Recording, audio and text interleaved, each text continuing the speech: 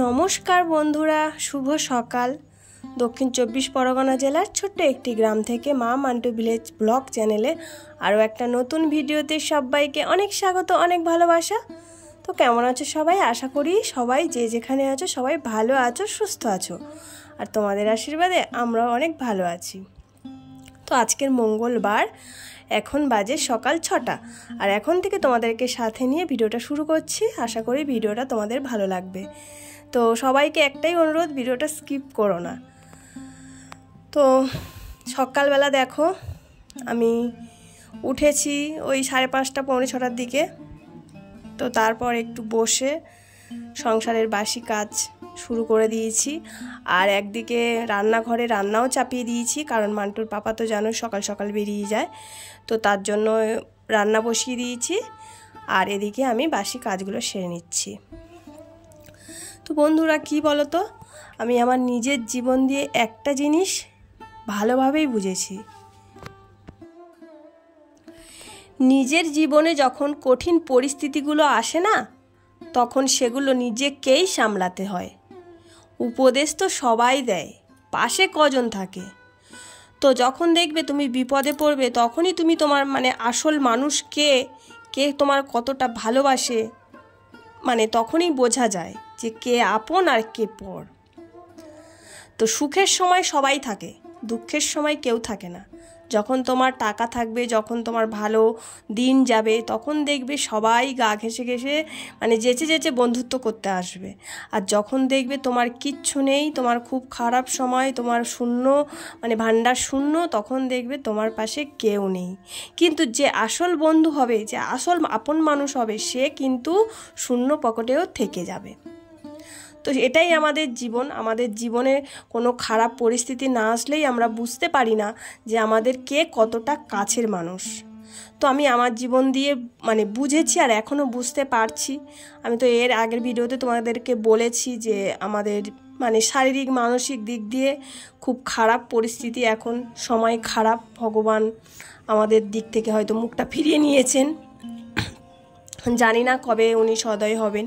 তো এই সময় না আমরা বুঝতে পারছি যে কে আমাদের কতটা কাছের মানুষ আর কে কতটা পর। যাদেরকে আমরা নিজস্ব সর্বস্ব দিয়ে আপন ভেবেছিলাম, আজকে তারাই না কোনো খোঁজ খবর রাখে না, রাখার প্রয়োজনই মনে করে না। তো যাই হোক, সকালবেলা দেখো এখানে গাছে পেঁপে হয়ে আছে আমার শাশুড়িদের গাছে। তো মান্টায়ের জন্য একটু ভাতে দেবো, পেঁপে ভাতে। তো তার জন্য একটা পেঁপে পাড়তে এসছি।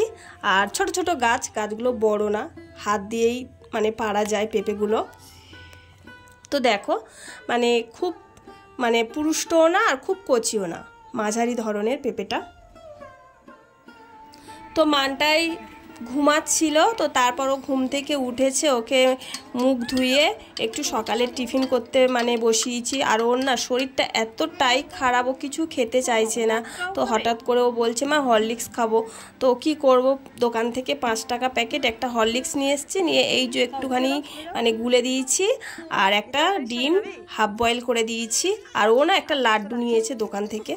তো সকালবেলা মান্টুর ওটাই টিফিন খাইছে। আর এই দেখো শরীরটা একটু ভালো আছে, তো ছুটে ছুটে খেলা করছে। আর এই যে দেখো এখানে জুতো, তো এগুলো না 100 টাকা সেল জুতো। তো এই জুতোগুলো সবাই নিয়েছে, তো আমিও নিয়েছি। তো 100 টাকা করে, যাই জুতো নাও না কেন 100 টাকা করে। তো জুতোগুলো বেশ ভালো, আর কাকুটাও বললো জুতোগুলো একটু সাইড থেকে একটু সেলাই করে নিলে অনেক দিন চলবে। তো 100 টাকায় আজকাল বাজারে কি হয় বলো। তো 100 টাকার জুতো। তো জুতোগুলো কেমন আমাকে জানিও। তো আমি একটা নিয়েছি মেরুন কালারে।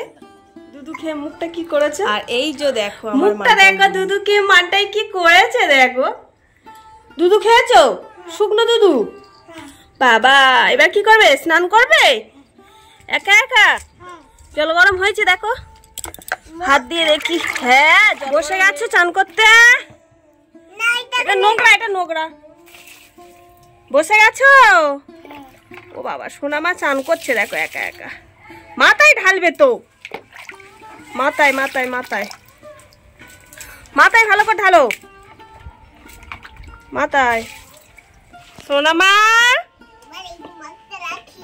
দাঁড়া দাঁড়া দাঁড়া দাঁড়া, আস্তে আস্তে ঢালো। ইস ইস ইস ইস মান্টুর প্রিয় খাবার চলে এসেছে, সবজি দিয়ে ডালিয়া খিচুড়ি। সবজি দিয়ে ডালিয়া খিচুড়ি বানিয়েছি। এদিকে তাকাও একটু, চলে এসো চলে এসো, এদিকে চলে এসো। বলো, বসো বসো বসো। তুমি ডালিয়া খিচুড়ি খেতে ভালোবাসো? এই এরম বলতে নেই, তোমার প্রিয় খিচুড়ি বানিয়েছি তো, এই যে ডালিয়া খিচুড়ি। এটা ধরো, আমার দিকে তাকাও। এই যে এই যে এই যে। বাবা রাগ হচ্ছে কেন? আবার রেগে যাচ্ছ বলছি বলে?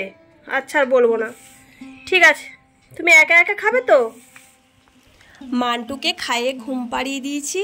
আর এই যে দুপুরবেলা দেখো মুষলধারা বৃষ্টি, কি বৃষ্টি নেমেছে।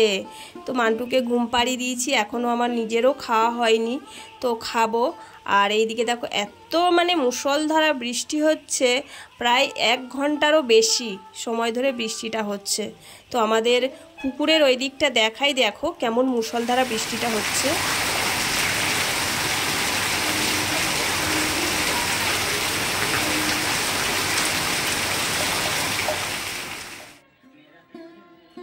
আজকে দুপুরে আমি ডিমের তরকারি আর উচ্ছে আলু ভাজা করেছিলাম, তো ওটাই দুপুরে খাওয়া দাওয়া করে একটু বিশ্রাম নিয়ে আবার বিকেল থেকে কাজে লেগে পড়েছি। তো 2 দিন হয়েছে আমার মানে বিছানার চাদরটা পাল্টানো হয়নি, তো আজকে সেই বিছানার চাদরটা পাল্টে নিচ্ছি বিকালবেলা। আর জানো তো সকালের দিকটা ঠিক আমার বিছানাটা গোছানো হয় না, কারণ মান্টু একটু বেলা করেই ঘুমায়, আর তখন আমি তাড়াতাড়ি অন্য কাজ সারি, তো সেই জন্য বিছানাটা আমি গোছাতে পারি না। তো আমি বেশিরভাগ সময়টা বিকালেই বিছানাটা গোছাই।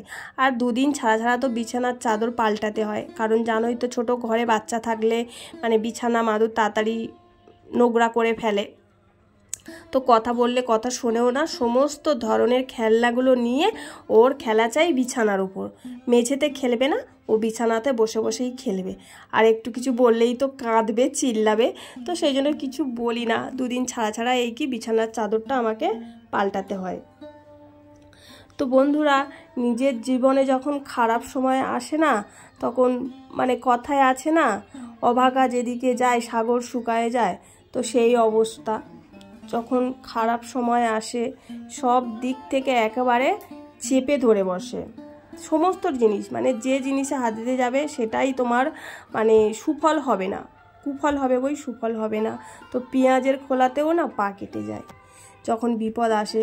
তো এই সময়গুলোকে মাথা ঠান্ডা রেখে বুদ্ধি খাটিয়ে একটু দেখে শুনে চলাফেরা করতে হয়, সেটা করে এসেছি আর এখনও করছি। জানি না কতদিন এইভাবে চলবে। সোনামা কোথায় যাচ্ছ? আমি রান্না করব তো।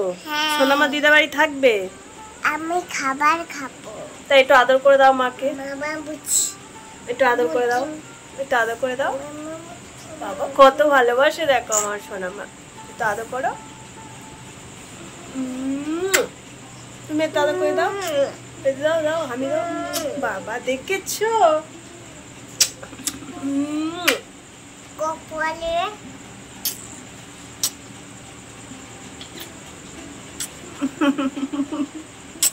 বাবা কত আদর করছে। সোনামা থাকবে তো, চলো মান্টুকে দিদার বাড়ি দিয়ে আসি। মান্টুকে দিদার বাড়িতে দিয়ে এসে আমি রান্না করে নিয়েছি। আজকে রাতের জন্য ডাল আর আলু সিদ্ধ করে নিয়েছি।